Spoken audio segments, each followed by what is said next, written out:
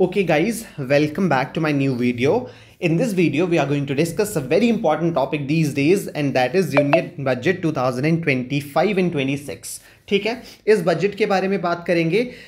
Specifically ये important रहेगा. Y देखो, ये वीडियो बनाने का मतलब ये नहीं है that I am very expert और फाइनेंशियल या फाइनेंस में बहुत ज़्यादा मैंने डिग्री कर रखी है. दिस इज़ इंपॉर्टेंट बिकॉज ये मेरे अकॉर्डिंग मुझे लगता है कि IBPS PO इंटरव्यू का सिलेबस रहता है. बिकॉज आपका जो इंटरव्यू रहता है IBPS PO का वो हमेशा और SBI PO की भी अगर हम बात करें तो हमेशा बजट के बाद ही होता है. जैसे मेरा इंटरव्यू जो था वो बजट के बाद ही था और आई थिंक मार्च या अप्रैल में इंटरव्यू था मेरा. और जो भी पैनल में थे they were very keen about knowing कि हमारा बजट का नॉलेज कितना है. Because most of the people जो मेरे से पहले या मेरे से बाद गए थे मोस्टली सबसे जो है बजट से कुछ ना कुछ पूछा गया था. खुद से ये पूछा था बजट में ये चीज़ है तो आपका क्या विचार है, आपका जो अभी बजट आया है उसके बारे में आपका क्या विचार है. मुझसे पूछा गया था बजट में क्या क्या चीज़ें आपने देखी, क्या क्या अनाउंस किया बजट में.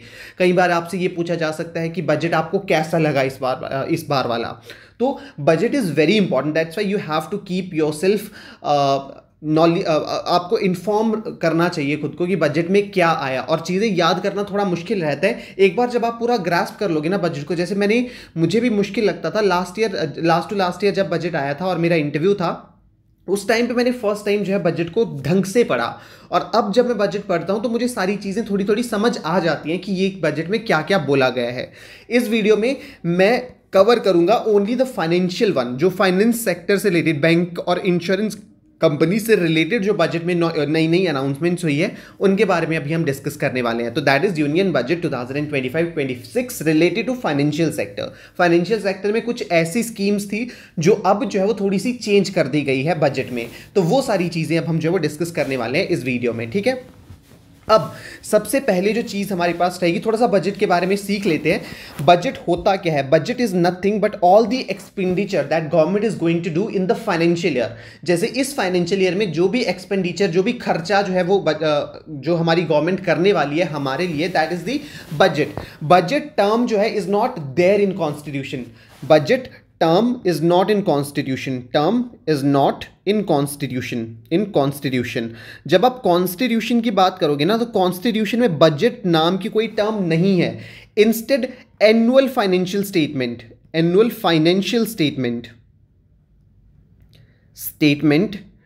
Is there in our constitution.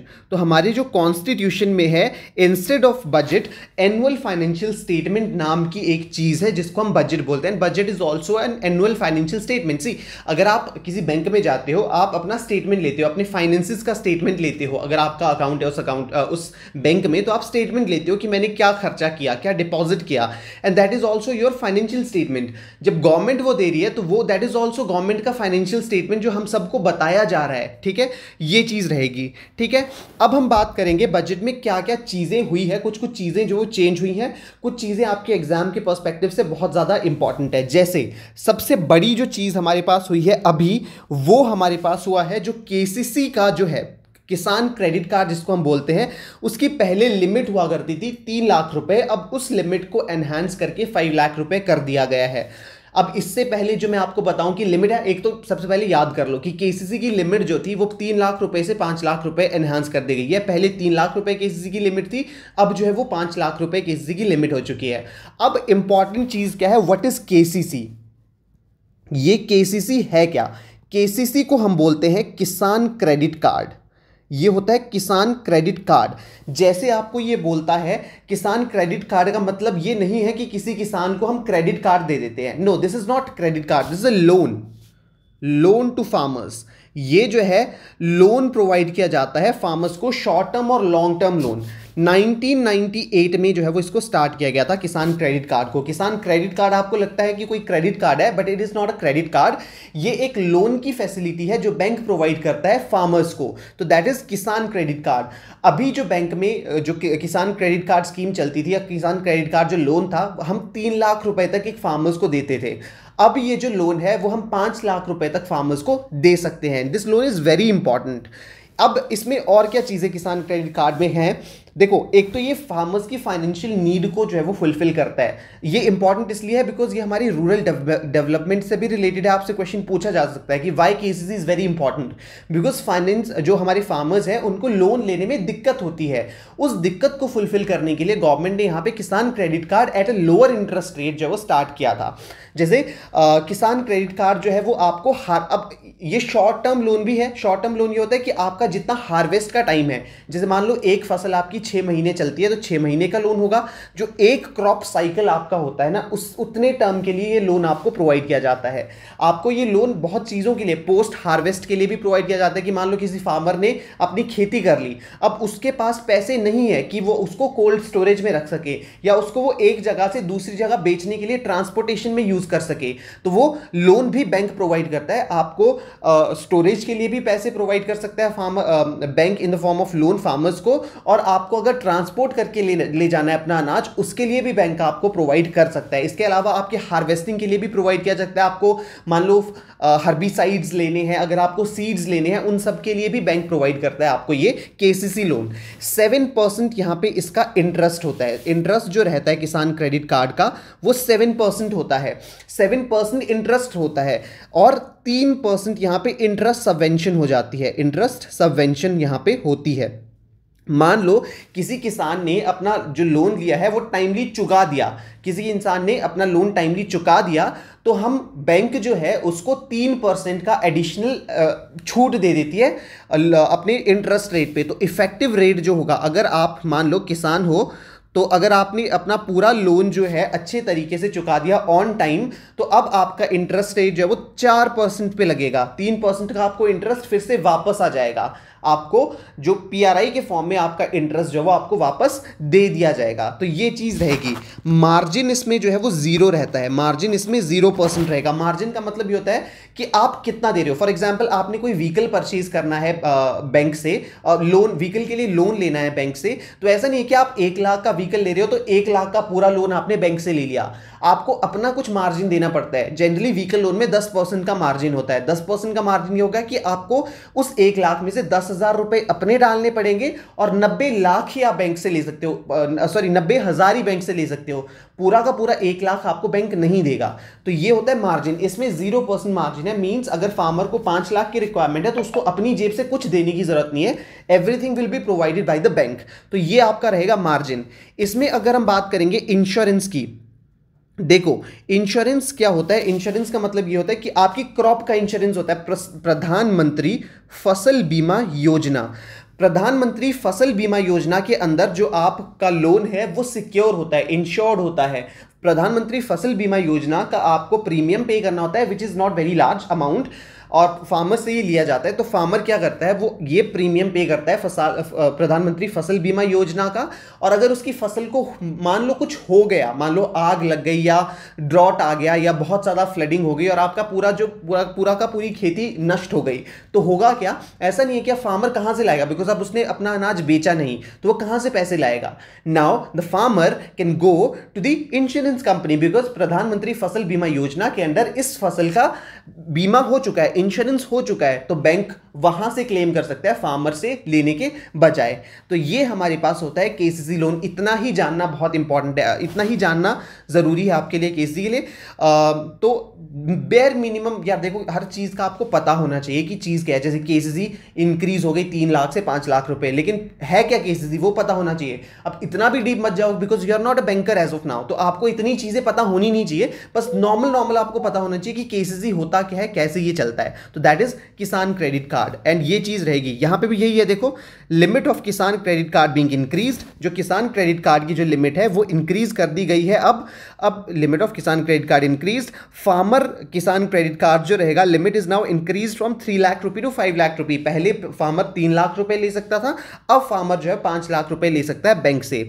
इससे 7 crore plus farmers will be able to get easy loans through Kisan credit card. तो किसान क्रेडिट कार्ड केसीसी के थ्रू अब फार्मर्स जो है वो 7 करोड़ प्लस फार्मर्स को जो है फायदा होने वाला है बाई दिस बजट 2025-26।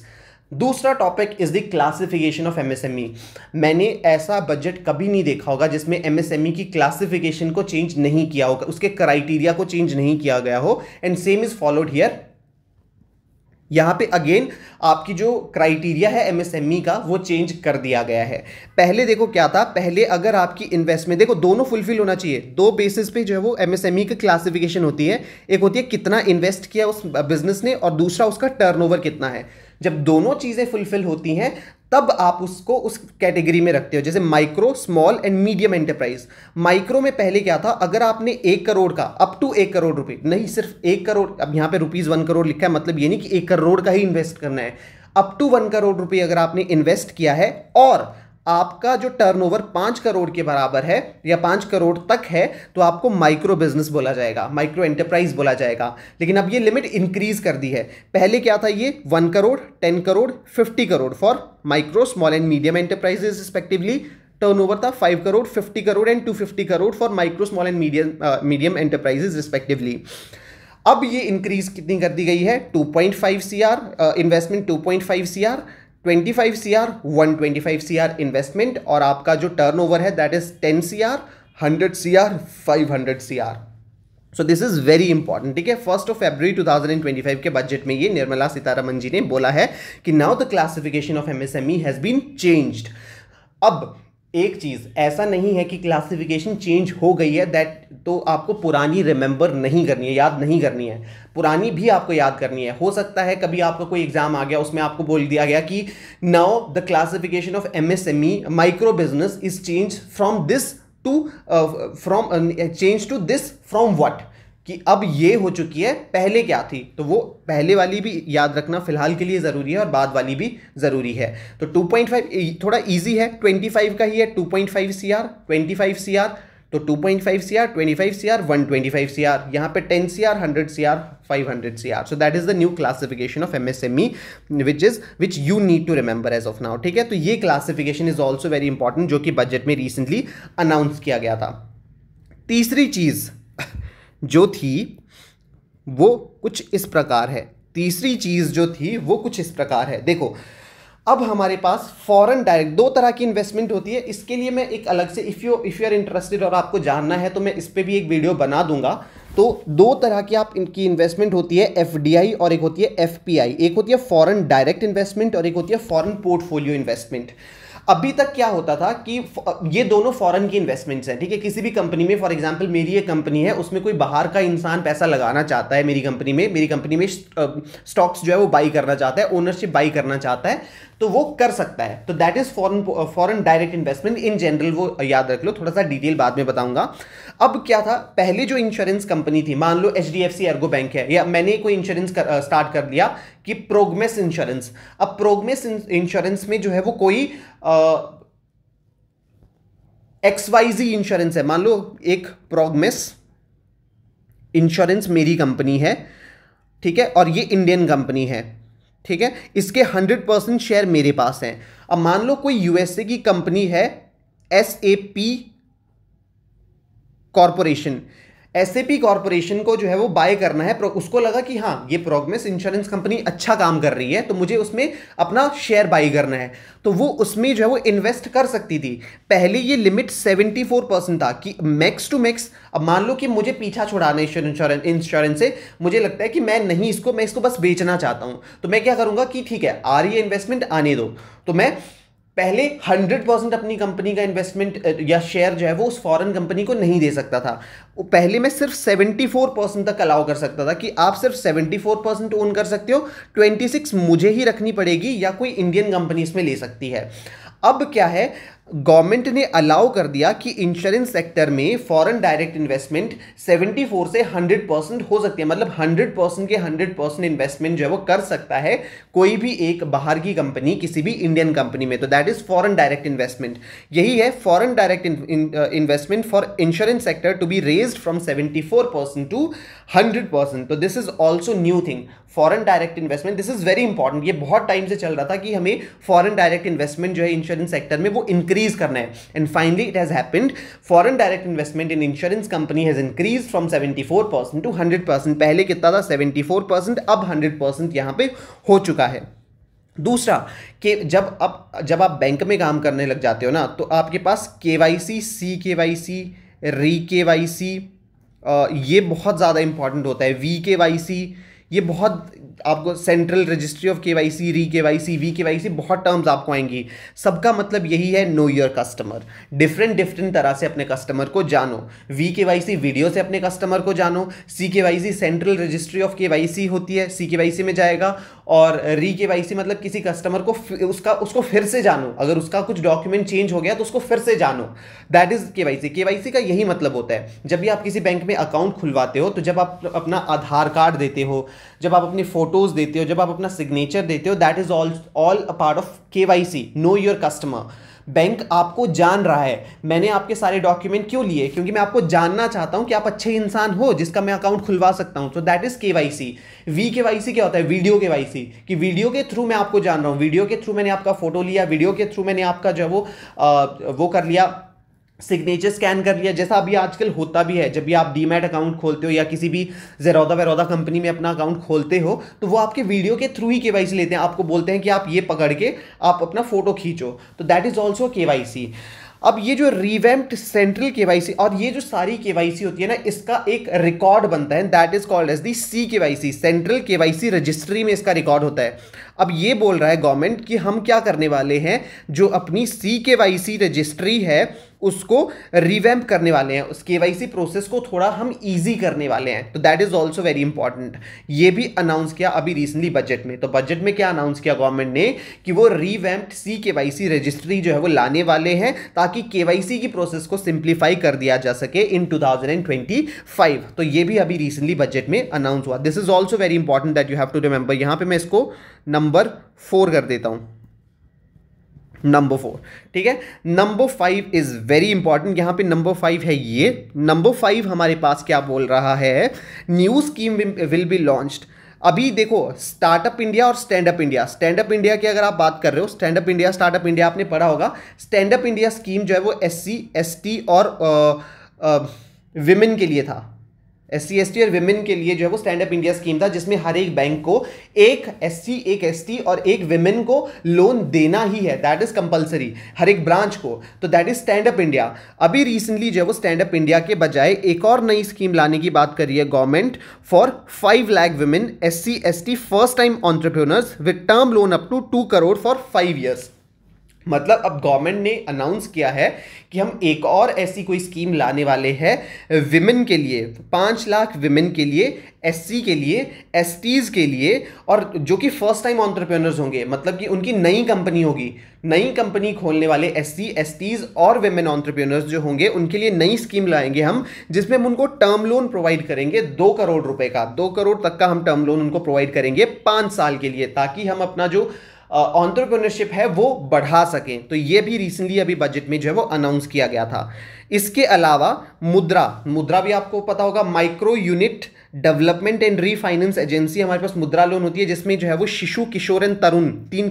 अगर आपने फाइनेंस अवेयरनेस, बैंकिंग अवेयरनेस अभी नहीं पढ़ा इंटरव्यू के लिए, you should definitely go for that. Banking awareness is very important. ये मुद्रा लोन्स जो है दे आर वेरी इंपॉर्टेंट। तो मुद्रा में 3 तरह के लोन्स होते हैं, शिशु, किशोर और तरुण लोन। और ये जो है वो किस चीज के लिए, नॉन एग्रीकल्चर के लिए होता है। नॉन एग्रीकल्चर के जो मुद्रा लोन होता है, ये नॉन एग्रीकल्चर बिजनेसेस के लिए रहेगा। जो एग्रीकल्चर से रिलेटेड बिजनेसेस नहीं है, उनको फाइनेंस अगर चाहिए तो उनको मुद्रा लोन प्रोवाइड करते हैं। मुद्रा लोन जो है वो भी एक्सटेंड कर दिया गया है होम स्टेज के लिए। पहले होम स्टेज जो थे वो मुद्रा लोन नहीं ले सकते थे, अब होम स्टेज जो है, बिकॉज अब टूरिज्म बढ़ रहा है, तो टूरिज्म बढ़ने से क्या होगा, अब जो होम स्टेज ओपन कर रहे हैं उनके पास फाइनेंस की क्रंचेज आ रही हैं। तो अब क्या होगा, मुद्रा लोन जो होम स्टेज ओपन कर रहे हैं या होम स्टेज चला रहे हैं, वो भी मुद्रा लोन अवेल कर सकते हैं under Shishu, Kishor and Tarun according to their eligibility. तो ये भी अभी रिसेंटली जो है वो अनाउंस किया। 7th हमारे पास क्या है, क्रेडिट कार्ड्स माइक्रो एंटरप्राइजेस। उद्यम एक गवर्नमेंट का पोर्टल होता है, जिसमें क्या होता है, URC, उद्यम रजिस्ट्रेशन सर्टिफिकेट बिजनेसेस को लेना होता है। फॉर एग्जांपल, अगर मान लो आप कोई बिजनेस स्टार्ट कर रहे हो, मान लो कोई दुकान ही खोल रहे हो, तो आपको अपनी दुकान का उद्यम रजिस्ट्रेशन करवाना पड़ता है। अगर आपको बैंक में करंट अकाउंट भी खोलना है तो आपको वो URC देना पड़ता है, उद्यम रजिस्ट्रेशन सर्टिफिकेट जो है वो देना पड़ता है बैंक को, तभी बैंक में आप अपना करंट अकाउंट खोल सकते हो। अदरवाइज बैंक आपको अलाउ नहीं करता है करंट अकाउंट खोलने के लिए।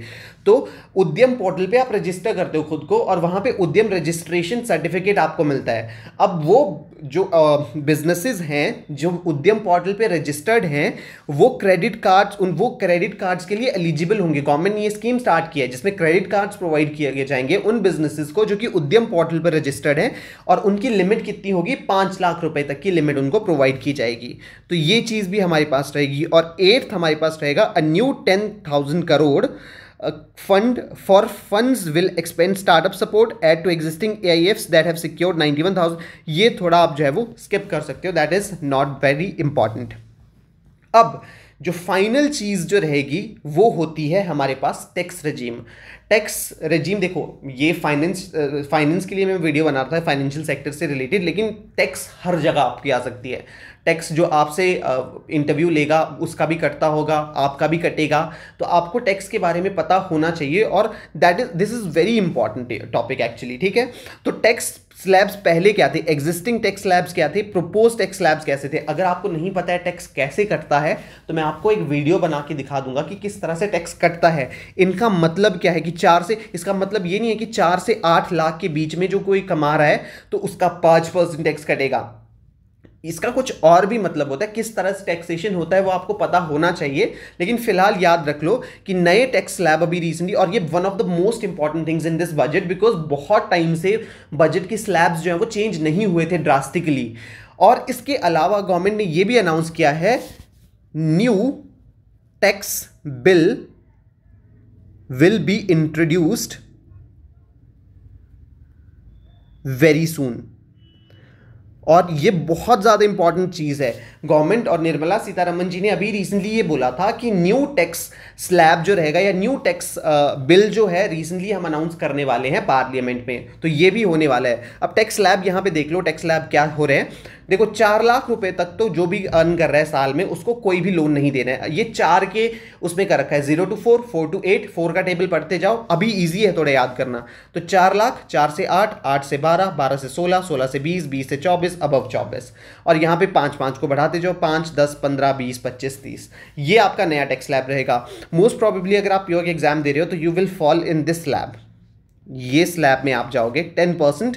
लेकिन यहाँ ये जो स्लैब रहता है ना एक्चुअली 12 लाख तक, यहाँ पे आपको रिबेट मिल जाता है। मतलब जो आपका टैक्स कटता है वो आप फिर से अब जो है वो अपना भरोगे तो आपको वापस मिल जाएगा वो, तो यहाँ पे टैक्स रिबेट हो जाती है। तो अप टू 12.75 लाख रुपये तक अब कोई टैक्स नहीं देना है सैलरीड पर्सन के लिए। तो ये टैक्स स्लैब आपके पास होंगे। किस तरह से रिबेट मिलता है वो भी मैं आपको वीडियो में बता दूंगा if you want me to make that video also. तो ये है 4 लाख रुपये तक का कोई टैक्स नहीं है, 4 से 8 लाख रुपये तक 5% टैक्स है, 8 to 12 लाख रुपये तक 10% टैक्स है, 12 से 16 लाख तक 15% टैक्स है, 16 से 20 तक 20% टैक्स है, 20 से 24 तक 25, और अबव 24 जो अर्न कर रहा है उसको 30% टैक्स देना पड़ेगा।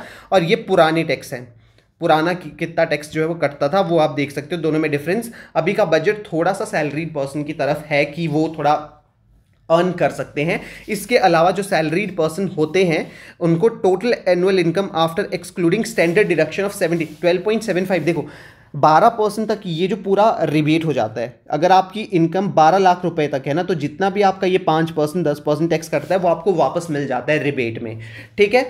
इसके अलावा टोटल इनकम तो आपका 75% का स्टैंडर्ड डिडक्शन भी होता है, इसलिए 12.75 लाख मैंने बोला। तो this is the new budget, this is the new tax regime, okay. तो ये हमारे पास रहेगा। कुछ मैंने आपको बताई, आई थिंक 9 चीज़ें हमने जो है फाइनेंस से रिलेटेड किया।